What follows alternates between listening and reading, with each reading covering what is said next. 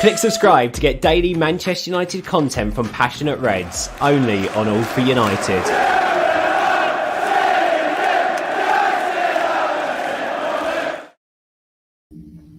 Hello and welcome to All for United with me, John Foster, MUFC. We kind of got like a regular lineup here now. It's the same few each week, and I'm just always intrigued to see what colour background Reece is going to put on. And I saw it flashing from colour to colour earlier. So I'm sure I don't even know, John, to be honest.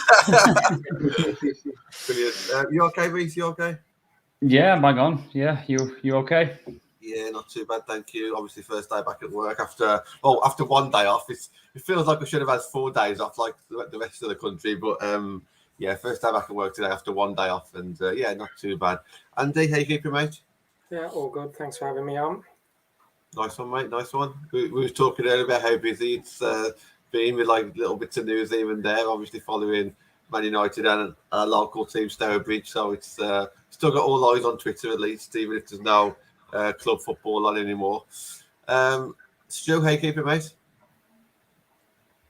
Oh, He's muted. is he muted? He's muted. He is now, but I don't know if he was muted earlier. Try it again. Oh, I've got some sound issues with Stu. Sounds issues with Stu. Well, we'll move on to John. I'm sure Stu can sort that out shortly. Can you hear me okay, John? Yeah, I can hear you okay. Good evening, everyone. Yeah, good to see you again, John. Let's see if Stu's back with us. His visuals are stopped. His audio was stopped. I wanted to see if he's wearing. It looks like he's wearing an Irish shirt there, all in green. But yeah, he's left us. He'll be back. Yeah, the messages are along the bottom of the screen. We want to talk a little bit about Ronaldo winning the Fans Player of the Year.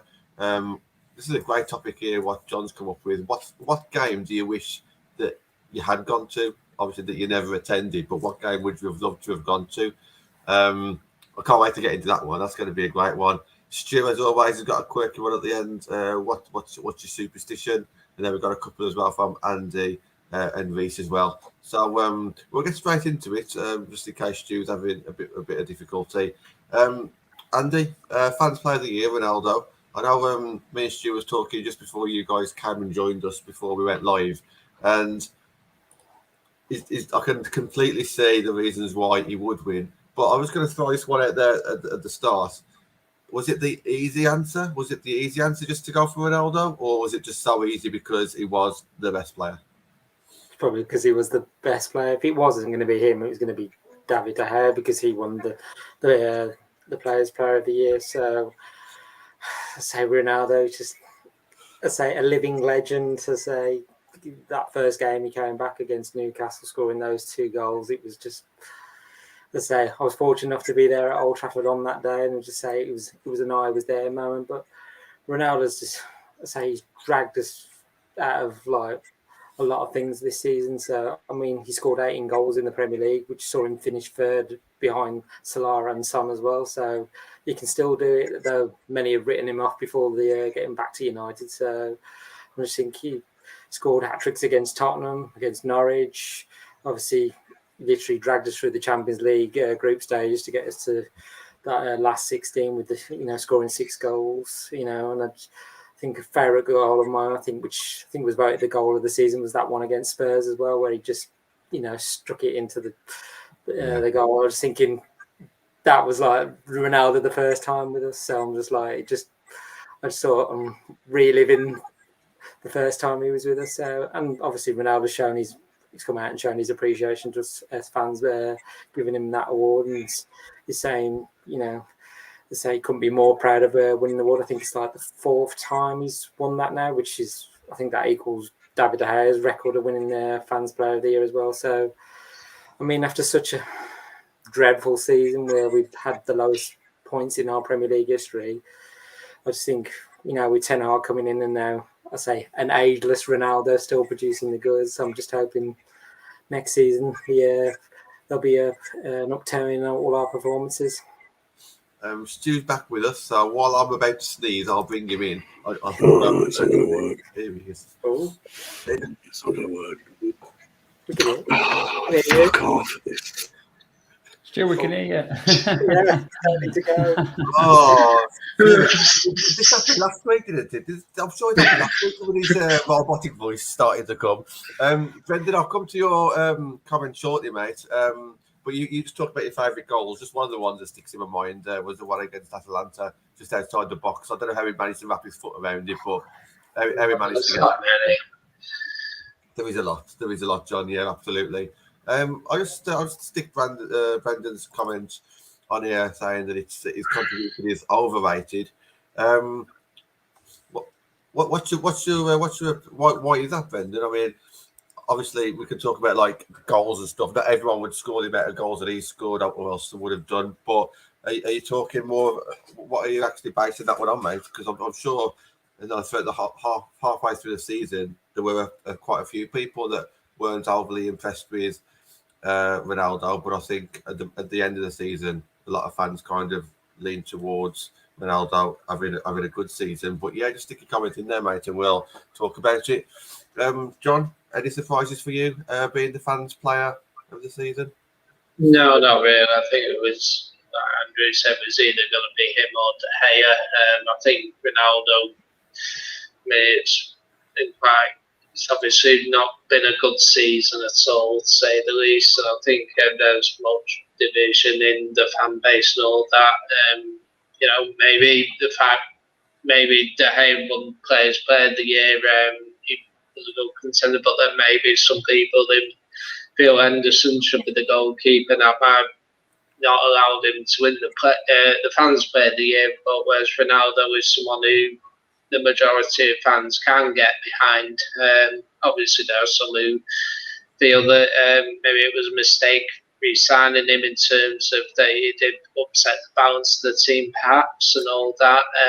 But having said that, one thing Ronaldo guarantees, like 3 guarantees in life: there's death, there's taxes, and Ronaldo scoring goals. And it's just, and I think there was arguing. I think what Brendan might be hinting at is possibly maybe upset the balance of the team, and he doesn't really offer much apart from scoring goals and that.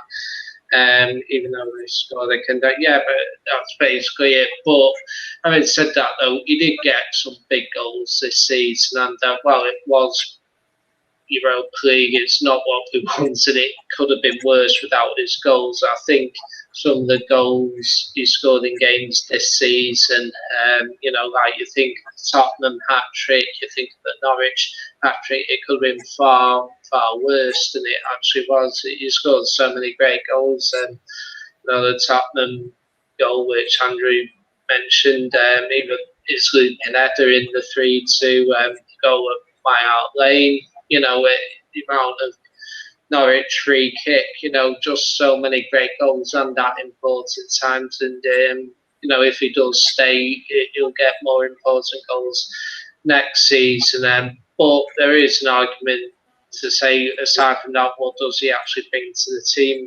He's not, Cavani hasn't been fit. Cavani can offer you something that when he's not scoring, Ronaldo is not necessarily that type. But having said that, he does deserve the player of the season for the goals he scored and everything. So, no complaints, really. Yeah, you kind of just discussed there a little bit what Brendan is saying. Reece, I'll leave you with that one on the screen, because it's sorry, not the one on the screen at the moment. I need to put it back to the one that it was. Yeah, this one here, it's an interesting one. Anyone think it's odd that the squad didn't vote for him for Player of the Year? I'm not saying it's a click, but I think it might do, because there have been some rumours this season about, when you think some members of the squad haven't liked Ronaldo's influence, some of them would have done.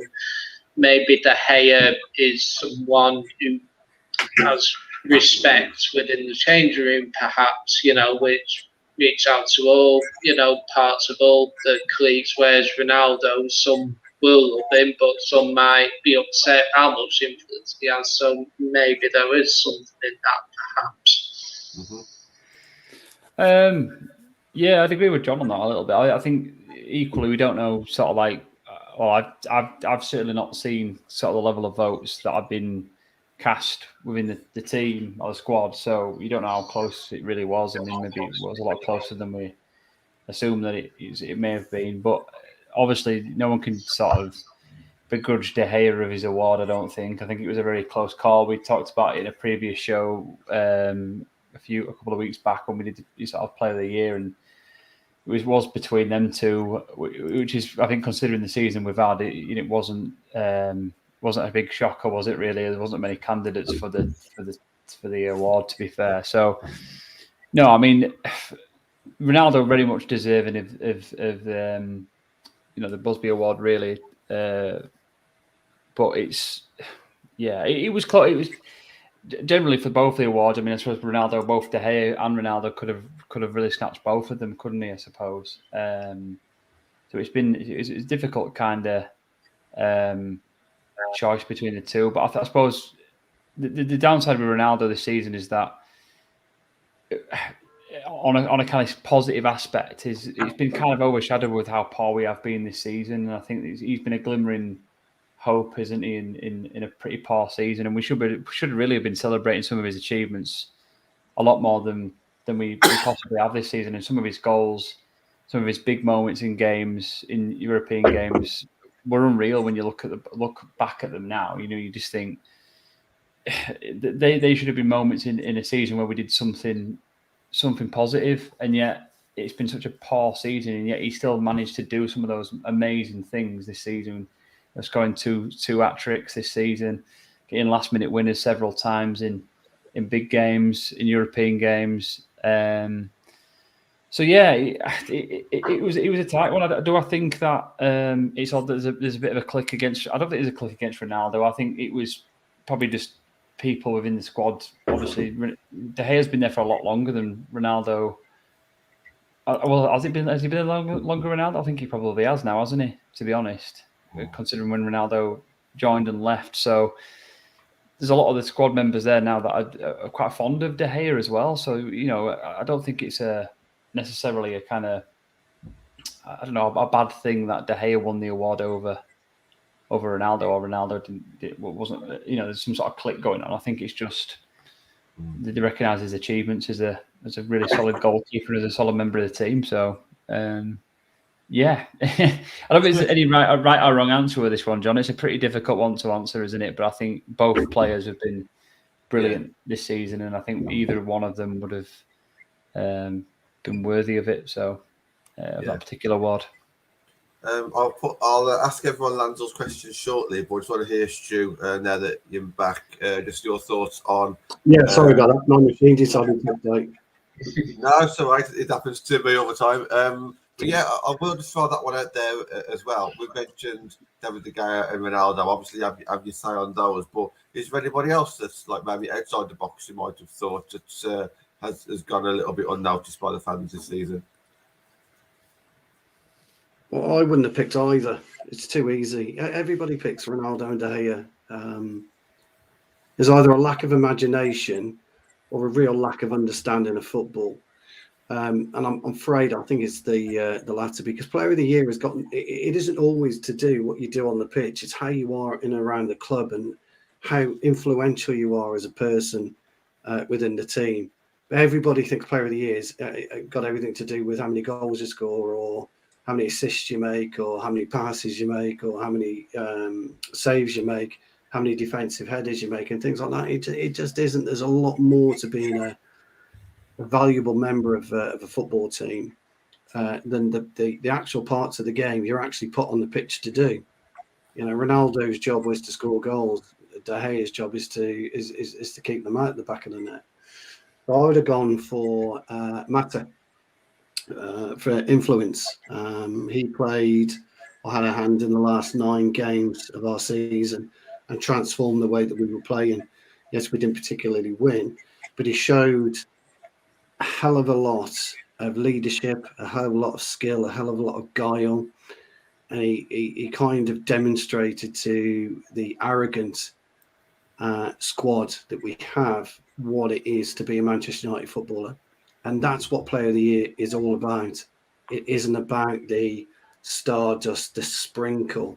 And if you've been in and around a football team, been in and around what actually makes you tick, and when you look in a dressing room and who you want to be a part of your side, and you can deep within yourself understand what he brings to that. It's far more than the glitz and the glamour and the headlines all the time. There's way more to Player of the Year and Players Player of the Year. So am I surprised that De Gea and Ronaldo got it? No. Do I think they're the right options? No. I will just throw one question back at you, and this is one that we raised on the women's channel as well. Does it matter to you that maybe a player may only play for half a season, say if they're injured for half a season, but the half a season that they do play, if they're great for that half a season, would you still make them a contender, or would you kind of base it over a whole season? And if you missed out or if you haven't played that many games, maybe. No, it's got nothing to do with playing a whole season. If you play 10 games and you make an impact within those 10 games, then it's perfect.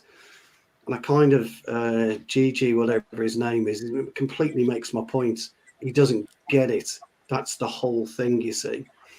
And you've got to understand what it's like to be in a dressing room. You've got to understand what it's like, what football is about. Football isn't about just the 11 players that take field. I've seen, and we've all seen players that have come onto a football pitch for 5 minutes, okay, and actually gone ahead and won man of the match. 5 minutes, because they've made that impact that is determined what, the outcome of the game. And that's what Player of the Year should be about. It isn't, as I said, it isn't all about just getting onto that pitch and doing what you're supposed to do and doing what you need to do. It's all about the influence you can have and assert within the squad. Yeah. I don't like, look, many people will say you don't like the norm. I don't like the norm because, as uncomplicated as football is, there's way more to it than just picking a name out of a hat. If ever I pick a Player of the Year, I pick it for the right, for what I consider to be the right reason. And it wouldn't be because he scored 500 goals or made 20 saves. It would be because what else has he done? Within and around the club, within and around the match day, within and around helping the injured, within and around helping the youth, within and around helping the manager. There's so much more to Player of the Year. I'm looking at all the analogies in the comment sections, but I mean the way you described that, Stu, is kind of like how I defend captains. Even if they might not have a great performance on the pitch, and ultimately it does come down to what goes on the pitch. A lot of people, a lot of clubs choose captains, about the build up to the game as well, not just what goes on in that 90 minutes. And you talking a little bit about Player of the Season being, more than just that 90 minutes on the pitch is quite similar. I can see a few debates starting already, so I might put them on throughout the show when I catch up a little bit. But go on, Stu. Yeah, I don't like he's back again. Any Player of the Year is to award, the best player in the whole year. I rest my case. I completely rest my case. You look back at Bruno when he came in. He was only here for 6 months. He was Player of the Season then, wasn't he? Yeah, exactly. And it was only half the season. Yeah. You could argue Cantona 92, 93. Yeah, absolutely. There's just more to it than a very simple. He's the best player on the over the course of. Look, nobody's debating Ronaldo has been probably the best player over the course of the year. Nobody's debating that. I'm not debating. I'm not saying he isn't. I'm not saying De Gea, hasn't been superb this year. I'm saying there's more to it, and I think you need to look deeper into it. And a rather a shallow view that because somebody scored 20 goals, he automatically gets Player of the Season. Well, I could have put 50 tackles in, but nobody knows the 50 tackles that I put in. Nobody looks at the 50 tackles that I put in because I haven't scored 20 goals. So it's just one of those. You're right, DG. We will So have to disagree. like a postman congratulating a postman delivering the record number of letters in the year, isn't it? It is, and that's my point. That's my whole point. You have to stretch your eyesight a little bit about what it means to be, player of the year. And there are other clubs, Tarkovsky's won it for Burnley on a few occasions. There are other clubs that don't just look at the obvious choice and will look at, other areas, so to speak.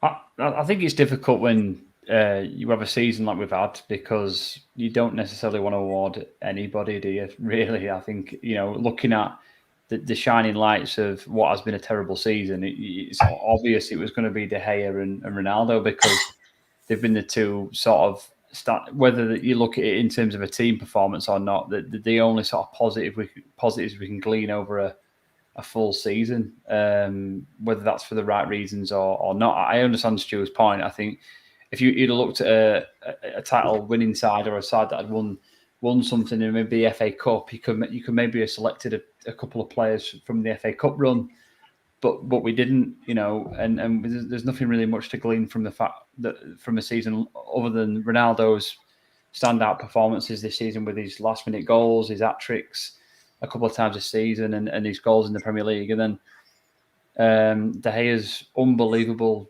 saves at times when you shouldn't have saved them. He had no right. So for me, it's been difficult, because you're just trying to glean, like I say, the positives out of a really negative season, which is, if anything, it's been difficult to award anybody, hasn't it, this season? And they've been the only two that you could really stand out and put their hand up, I suppose. So yeah.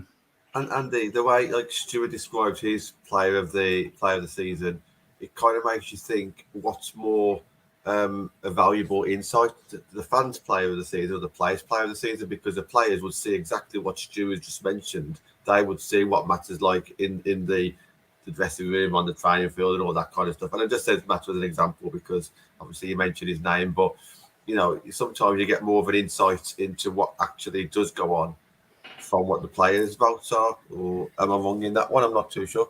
No, you're not. I was going to say not wrong in that. I'm just say obviously De Gea, I think it's about 10 years he's been there now. As Ronaldo, it's his first season back. Some of those players weren't there when he was there the first time, so they're getting used to him as well. So I can see why De Gea got the players' player, because they all know him so well. And so obviously there is rumours that he could be potentially the new captain, or Ten Hag saying, well, rumours to say, I'll let the dressing room decide who the captain will be. Well, if that's the case, going on being players' player of the season, then it's likely De Gea would end up being on their next captain unless Ten Hag decides it's Maguire to carry on. But let's say with the fans' player of the year, as saying, it's no surprise it was Ronaldo. I'm just, like I say, he's still producing the goods at the age he is. I mean, other players have, you say the pace is not quite there, or they're not quite, as I say, at the highest level. So the way he's looked after himself, and it's from what Ronaldo's saying, he's planning to stay another year, so he's not planning to say, I've had such a disappointing season, I'm going to go and go somewhere else and earn some more money. But I think for Ronaldo it is about even achieving even more, and hopefully he can do that. And obviously I know he's got the added option of another year, so I think we can rebuild that squad, and Ronaldo can be a part of that. And then when it's time to move on, he will move on, and then other players will come in for that and then take over. I think, like I can see with Ronaldo, some of the youth players like Garnacho as well. Because Garnacho, you've seen the pictures between them, their friendship as well. It's like I can see the influence he's having on him as well. It's like he's there for the youngsters too. He's not going to say it's not all about himself. He's like he wants to give something back to Manchester United now as well. So, but yeah, say it's not a surprise in who got Players' Player of the Year and the Fans' Player of the Year. So it was either one of them that's going to get it. I want to move on there to the next topic, and this is a fun one. I'll be looking forward to this as soon as John mentioned it. You introduced it, John. Yeah, basically I was was having a discussion on Twitter about old United games and, you know, the lack of TV footage there is and everything. I'll say my personal one until the end. It's quite an obscure one, but basically I thought it was something different. If there was one United match in history that whether you're alive or you were born, if there was one United game you wished you were being at in our history, which you weren't at, which one would you go for? So I'll let everybody else have a little think. Reece, it looks like you want to even thought of yours, but I'll just jump in with mine. And it's so easy. I mean, that 1999 season, obviously, a massive one. And I think some of my best memories of Man United was when I was at school and, you know, 16-year-old, well, between the age of 12 and 16, when you rock up to school on a Monday morning, if you'd lost, you know, you get bantered. Now you don't get bantered anymore because we lose a bit more regularly, but it meant so much then being back at school just to you know, win almost as often as we did. And so I think some of my best memories are like that era when I was a teenager. So if I could go to a match, one match that stands out for me is the semi-final of that 1999, not the Champions League one, the FA Cup one. That replay just had absolutely everything. I mean, even the first time that they played was a great game, but that replay for me had absolutely everything. I don't know what I would have done if I was there. It was just, you know, I know the Champions League final was probably the pinnacle, but it was only like 2 or 3 moments in that Champions League final, whereas the FA Cup replay, when we won that, I just thought to myself, yeah, we've actually got the treble here because nothing could stop us. And don't forget, building up to that as well, you had obviously the Champions League, like coming back against like Juventus and the difficult ties against Inter Milan. So for me, that FA Cup, knowing that again we was up against it, going a man down, missing a penalty, then missing a penalty, that to me kind of made me think, yeah, we've got this, you know. And then that made me go into the Champions League final, even though we was 1-0 down. I still had that belief because we've seen it all season. So that game for me just had absolutely everything. You guys fight over who wants to speak next on that. Oh God, shall I go there? I thought when John mentioned this topic, I thought he meant this season. So now he's opened it out. Now he's opened it out just to everything. It's like, wow, it's like a kid in a sweet shop, isn't it? I mean, where do I pick? I think the 99 finals, obviously, I remember exactly where I was. I watched it. Funnily enough, I was on Twitter the other day and somebody posted, it went viral actually. Somebody's dad was at the game and he posted a footage video behind the goal when he scored the 2 goals. I don't know how he managed to keep his camera intact through, especially for the second goal. I think at one point he drops it. But I remember exactly where I was. I was about 9 or 10. So if that makes you feel old to anybody, then I apologise. But I was 9. And I remember almost going to bed and we scored the first goal. And I remember my mum and dad, I'm not big football fans at all, going absolutely berserk around the living room. And then I remember my dad firmly saying to me, imagine if we get another corner and we score. I mean, and obviously the rest is bloody history. It was unbelievable. And I just remember I don't remember a lot after that, to be quite honest. I just remember running around the living room and just going berserk, and it was just unreal. And I mean that sticks out in my memory really. But there's other massive games. I think the Roma game in 06-07, the 7-1 was an unbelievable night. I think the Rooney overhead kick in 2011 against City, that would have been a lovely goal to watch, a lovely game to be at. I mean, there's loads. There's absolutely loads. There's the semi-final in the FA Cup in '99, the Schmeichel save, and then the Giggs goal. You know, I'm just tons. There's just absolutely tons. I'm sure Stu's going to pick me with a few moments as well, but yeah, I had them all on VHS, to be honest. Well, my United moments. So, yeah. To be honest, there's only one game I really regret missing, and Brian's talking about it actually. I first went to watch Man United when I was 7 in 1977, so that'll make you all feel old. And my uncle got us FA Cup final tickets for Liverpool, but my mum and dad wouldn't let me go. I was too young to travel to London. and I was absolutely gutted. I was devastated, and I remember watching it on TV and crying because I should have been there, but I was 7 years old at Wembley. There's no way mum and dad were going to let me go. So I managed to get to the 79 cup final. I was 9. My mum and dad decided back in 79, by the way, you go out playing when you were 5 down the street. Nobody cared, but I remember going to Wembley in 79 and crying at Wembley when we got beat, and Liam Brady put that cross in for Sunderland. I'll never forget it, but I witnessed one of my favourite ever Man United goals in that game with Sammy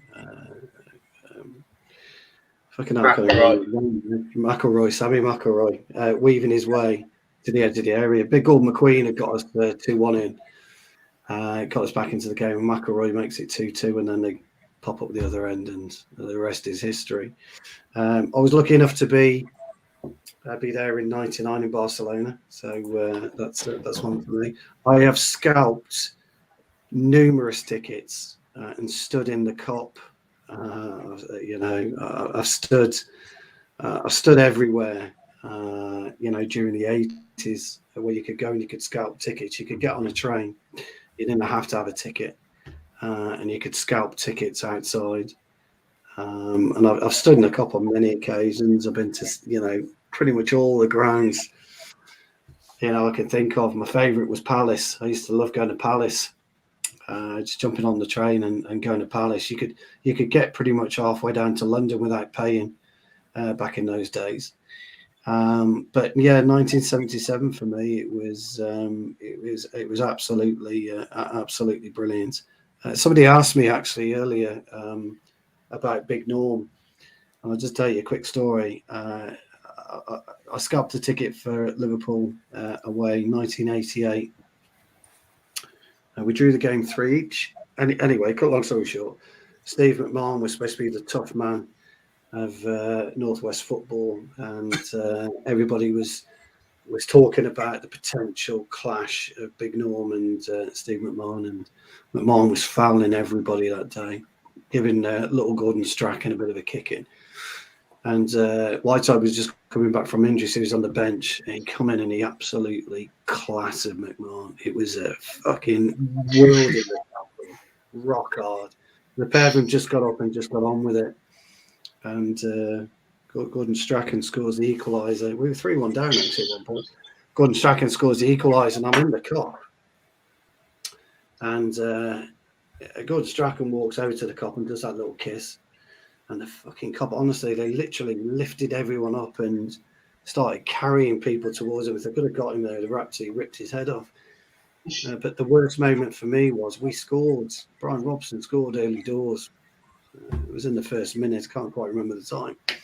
And he scores, and I remember jumping up and putting my arm in the air and then realising where I was and then coming back down and fucking hiding with my mates so I didn't get an absolute pasting. But, 1977 for me, and I'll never forget it because I was crying at home. So the game that I'd love to have attended is going back 27 years. So October 1995, United Liverpool at Old Trafford. The game ended 2-2, but the significance that was the return of Eric Cantona. It was just like the atmosphere, because it was all on TV.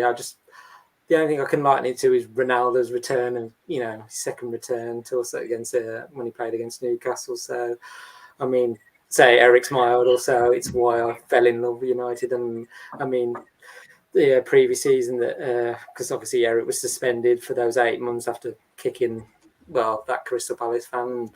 Obviously, we missed him in the side because we then lost out the Premier League on the final day against drawing against West Ham, and then we lost the FA Cup final to Everton as well. So Eric's absence was clearly felt, and I think he said, obviously says, I don't regret kicking that fan. I think he said, I wish I'd have done it even more. So he said, I just feel bad that I let my teammates down.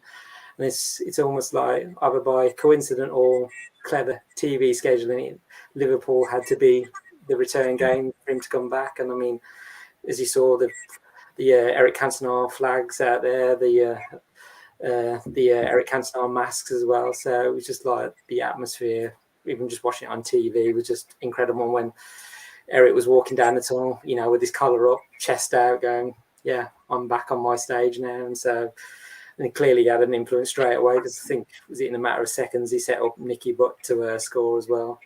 I know Robbie Fowler scored 2 for them, but Eric wasn't going to be upstage that day, and obviously he scored the vital penalty to make it 2-2. And he Is that the one where he jumped on the stanchion? Yeah. And into the crowd he did.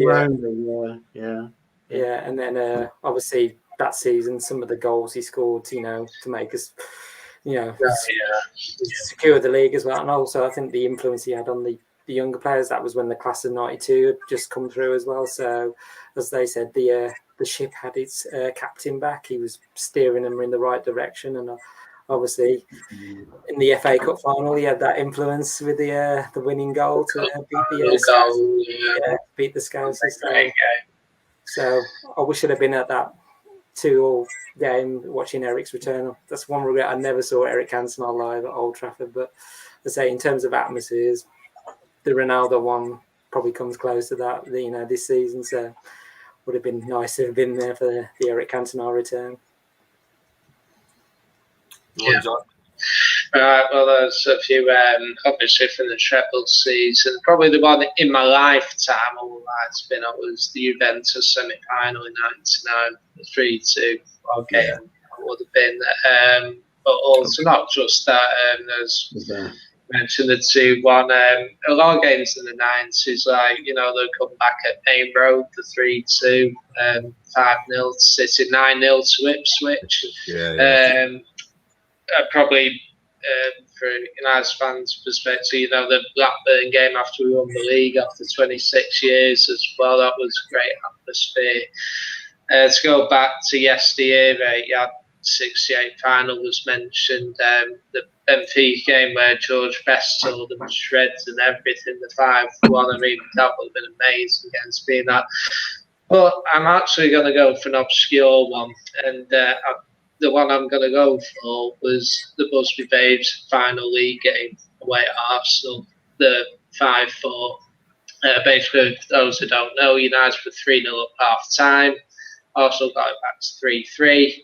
We went 5-3 ahead, and then it finished 5-4. And basically, it was, I think it was like 5 days before the Munich air disaster, but they said it was that good a game that all the crowd stayed behind for 5 minutes after the final whistle, and they're all cheering and celebrating. And these were Arsenal fans as well, that they witnessed an incredible game of football. And I think there was an Arsenal fan who was at the game, who lived for many years after, who said that was the best league game he ever saw. And I think, and obviously they weren't to know what was going to happen a few days later, but for me, if had to be at one game in United's history, it probably would have been that one, because it was a fitting way for them to say goodbye, wasn't it? Yeah, and that's a great, so many great memories. Obviously, it's great just seeing a few clips on wherever you see them. I usually look on YouTube where I can. It's really bad quality because someone's literally just recorded them off VHS. But like any kind of clips that you can get from before the 70s, you just hang on everything, don't you? And it's really great to see. And you talk about like the older days, so to speak. If there's one player that I wish I could see live, obviously Cantona would have been one player, but before that it would have been George Best. I would absolutely love to have seen him play. We spoke a little bit about our history. Let's bring it forward to our future now. Andy, do you want to introduce your topic, mate? Yes, and on Eric Ten Hag, being obviously the perfect manager to help Hannibal reach his potential.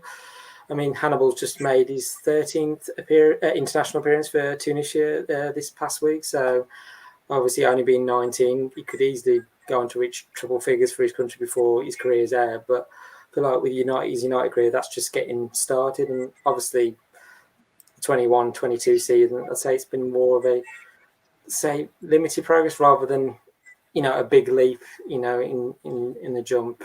But I mean, because I think he only made 2 first-team appearances, which is definitely an improvement on the previous season for that. And I think this upcoming season could be a big one for him, whether he stays with us or he goes out on loan. But I think Ten Hag could be the key for him as well. And I think one of Hannibal's former coaches said back, I think it was last year, saying could be, become the future Paul Scholes at Manchester United, and has all the qualities to become that leader. I mean, it's quite a comparison to make him at the moment to Scholes. I mean, Scholes, one of the greatest midfielders, so Hannibal's definitely got a lot to live up. But you could argue some of its aspects in his game where the comparisons are justified. I mean, I think one thing area stands out is his passing ability as well. I mean, he has a wonderful range, and which he's shown regularly with the under 23s. But also, I think where he might be able to play better is as a deep line midfielder rather than more than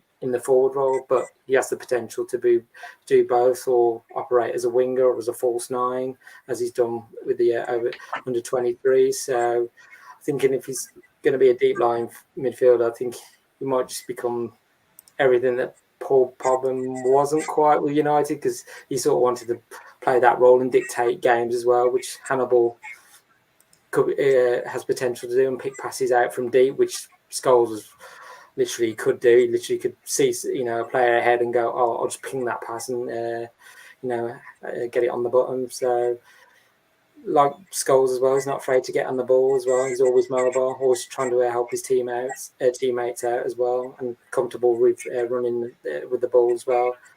And also, one thing I like about him is his fiery nature as well, as evident against Liverpool. The waves, like for those 10 minutes of he's getting stuck in, and obviously he's got to control that fiery nature, because sometimes at the under 23s he's let it get the better of him, and I think he has been sent off a few times if I'm right. So he's a very technical player. He's got a lot to offer if he's given enough opportunities. So obviously with the upcoming seasons as well, he's getting to start from scratch like most players are under Ten Hag. So the only slight maybe disadvantage is he's going to be returning late to pre-season due to his international involvement, but I think he will head out on pre-season the tour as well. So I'm just thinking, is Ten Hag going to get all the potential out of Hannibal, or is Ten Hag potentially going to look at other players that might have more potential than Hannibal? So I'm just wondering what the other guys' thoughts are. Yeah, let's open it up. Someone in the comments, Tyrone says he needs a loan move, and I remember at the start of this time last year, actually, it was all Hannibal was going to be the one that was going to break through. Last season, it was all Hannibal. Obviously, we saw a little bit of him, but hardly anything really. And it was probably the wrong time to bring it through, looking back anyway. But yeah, Hannibal was going to be the main one, wasn't he? And it looks like it turned out to be Elanga, or others as well. But let's open it up then. John, do you want to make a start on what your thoughts are on this one?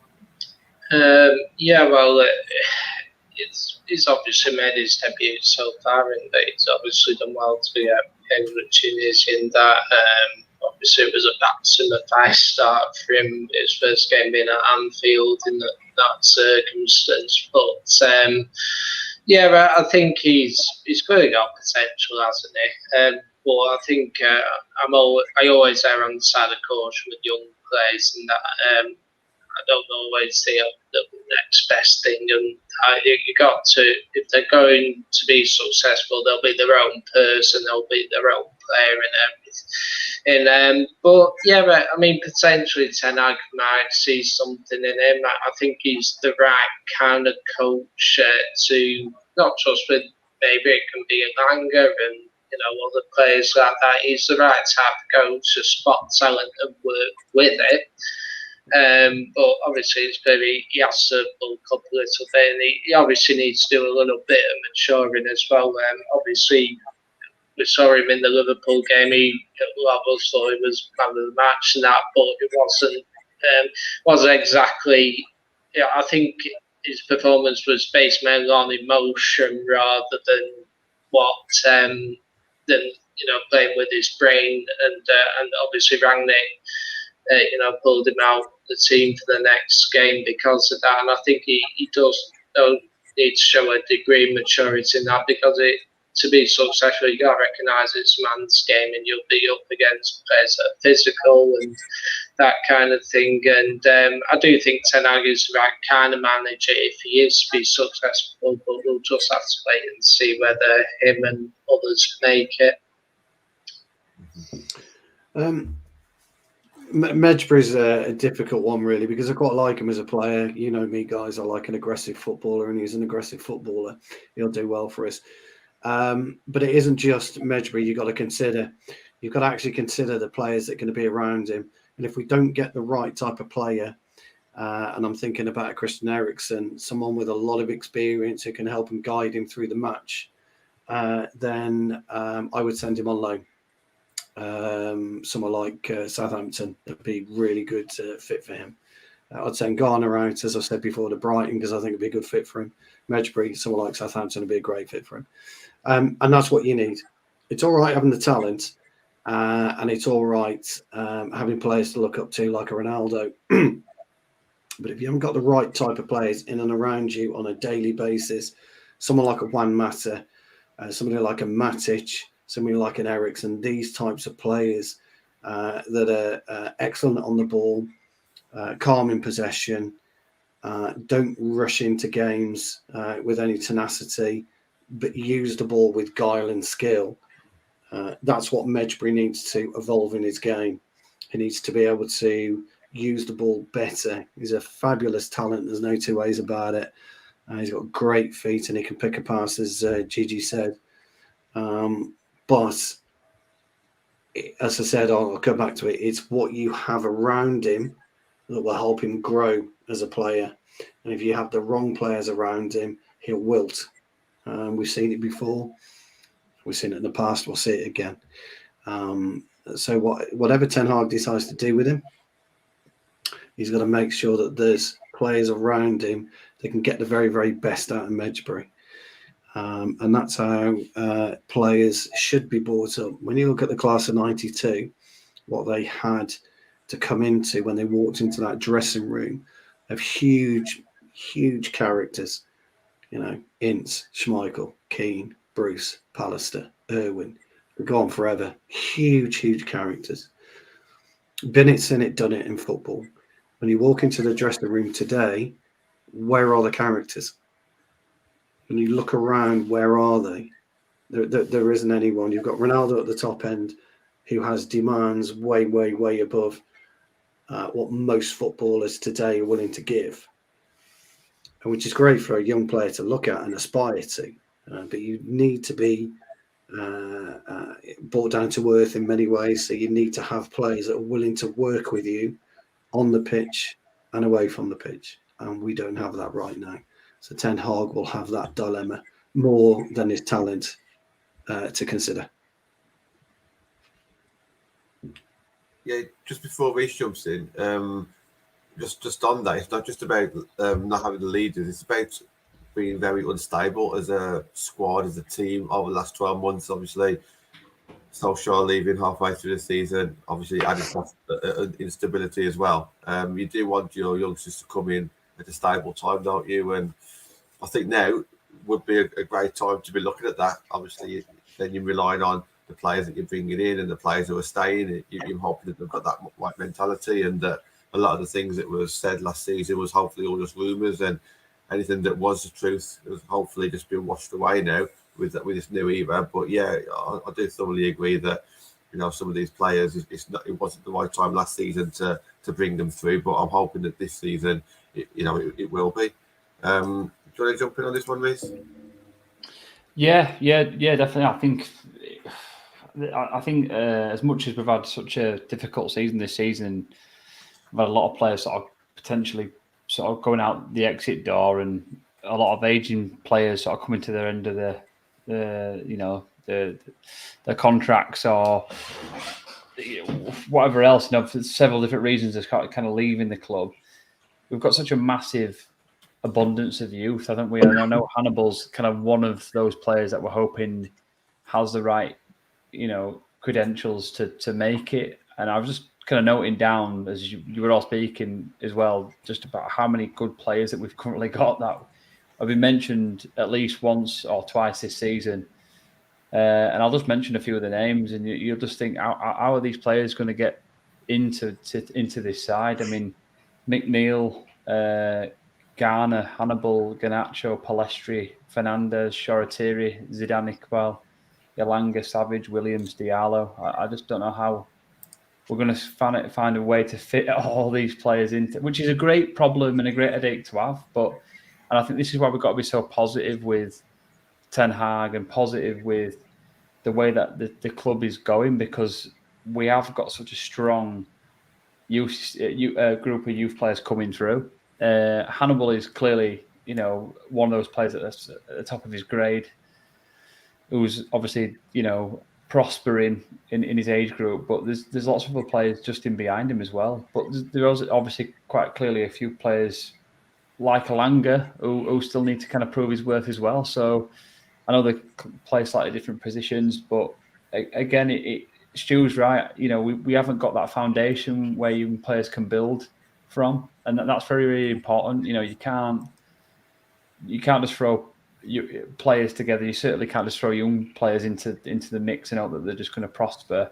And I've been a big advocate for this season, where towards the back end of the season, when it was evident that not so much that top four had gone, but that a lot of the season had been dead and buried and there wasn't much to play for, that we should have started using some of the youth, bringing Garnacho in, bringing Hannibal in and giving him some minutes.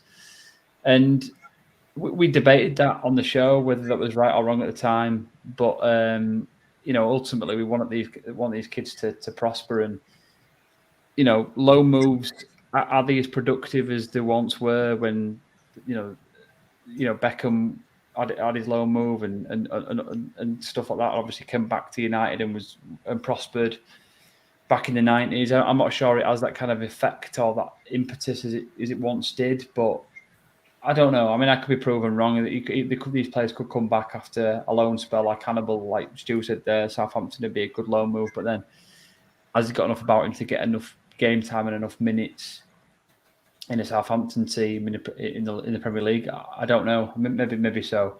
It's been obviously a bit of a shame for Diallo. I don't think Diallo's kind of prospered at Rangers like we all hoped that he would, which has been a bit of a shame. Garner's obviously done well at Forest in the Championship, but is he going to have enough about him to do it in the Premier League?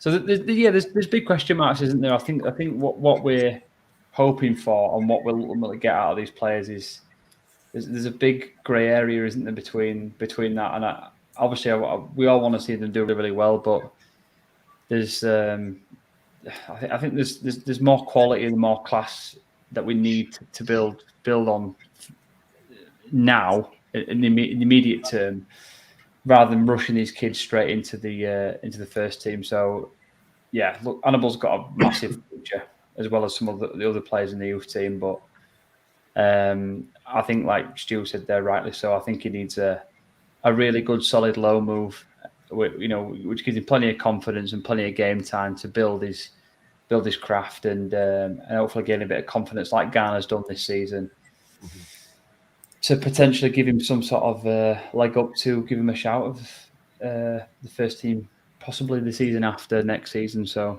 yeah. It's a difficult one. There's so many young players in this setup, so it's difficult, John. Really, really difficult. Andy, so what's your thoughts on that now? Yes, I agree with all the points that have been made. I say Ten Hag, he may delay Hannibal's arrival into the first team next season by sending him out on loan. Say the World Cup's coming up, and he's obviously probably going to go to that with Tunisia. So the player himself might want half a season loan, which benefits his ambitions to international ambitions as well. So, but playing regular first team football is necessary for Hannibal from obviously a maturity perspective, but to keep up his progress. But I feel like sooner or later Hannibal will get his chance under Ten Hag, and obviously with Ten Hag's track record of player development shows he has the right manager looking over him. So as I said, if he has the chance of filling the Scholes comparison I mentioned earlier, then Ten Hag is probably the coach and will probably bring it out of him. We've come to this time of the show where Stu brings in his topic. I don't know if we mentioned it at the end of last week. I'm not too sure if we mentioned it off air or on air. But what you come up with this week, Stu? It's going to be. I'm interested to know what superstitions you as footballers have prior to a game. Mine was nothing too bad, but a lot of my my teammates, some of them were pretty strange, really. And my superstitions were very straightforward, really. I had to wear number 8, otherwise I wouldn't get. My squad number was number 8 anyway. But if I was turning out for a friend's team as a foreigner, so to speak, if I didn't get the number 8, I wouldn't play because I had to wear number 8. Back in 1996, I had a pair of Budweiser Lucky Pants, and I wore those in a game, and they lasted for about 12 years. I mean, they were literally in tatters by the time they finished, but I had to wear these Lucky Pants. And I remember the game where they finally ripped, and I was panic stricken at the end of the game because I had to decide what I was going to do for next week's match. Luckily, we didn't have a midweek match, so I had to decide what to do for the next week's match. So when I went to our local market and bought the cheapest pair I could, and sprayed a 96 on the back. They were red, sprayed a 96 on the back, and luckily we won that game. And so I did those. But what I tend to do when I go into a game, I get my bag, I put it on my little area. I get both my boots out, and they've got to be neat underwear, and my little bench area was. I get me 3 sets of shin pads out, and I'll make a decision which pair to wear for that day, and then I chuck the rest away, make sure my towel's hanging up, and then I have a quick shower before I play. It's just I like to be fresh.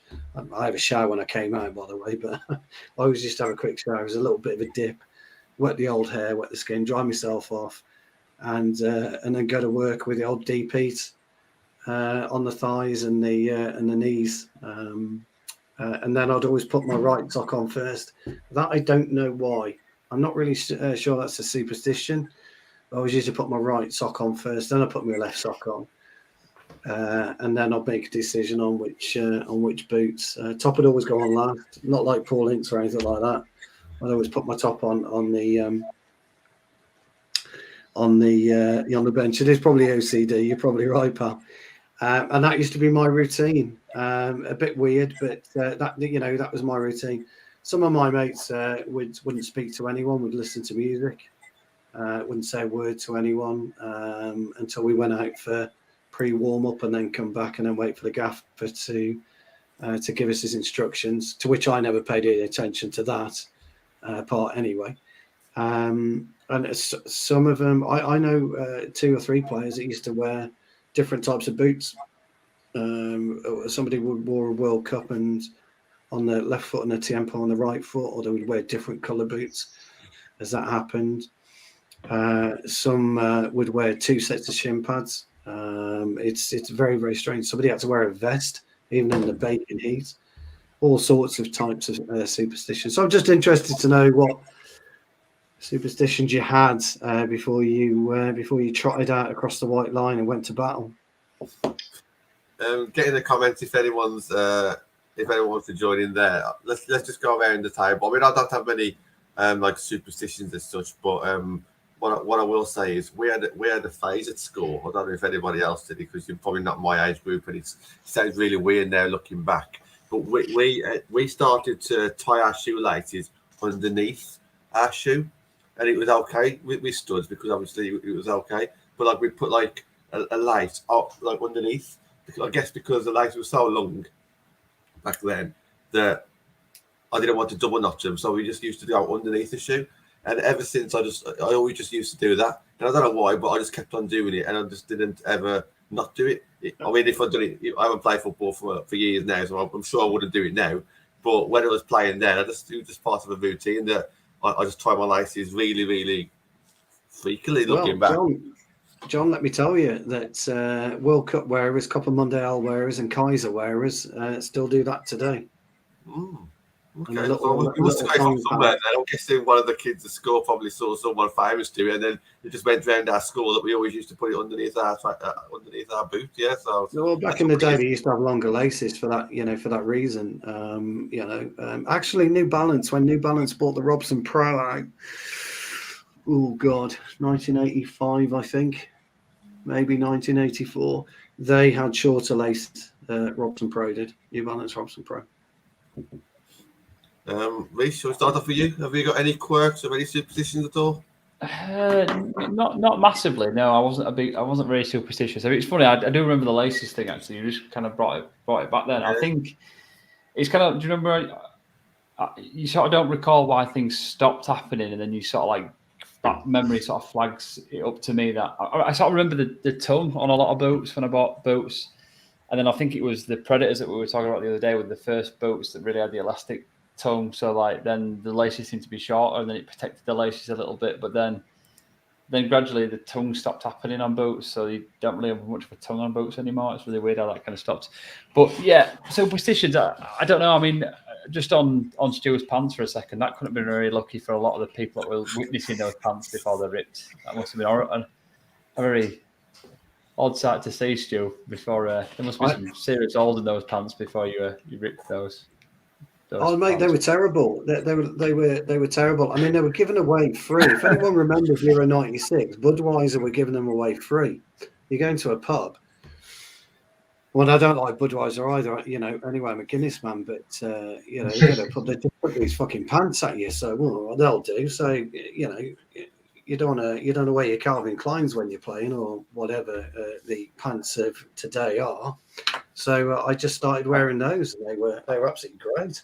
I never understood the Y front, the footballer Y front. That's a massive situation with footballers, isn't it? But I really found them uncomfortable to playing, so that wasn't a thing I like the boxers short, but no.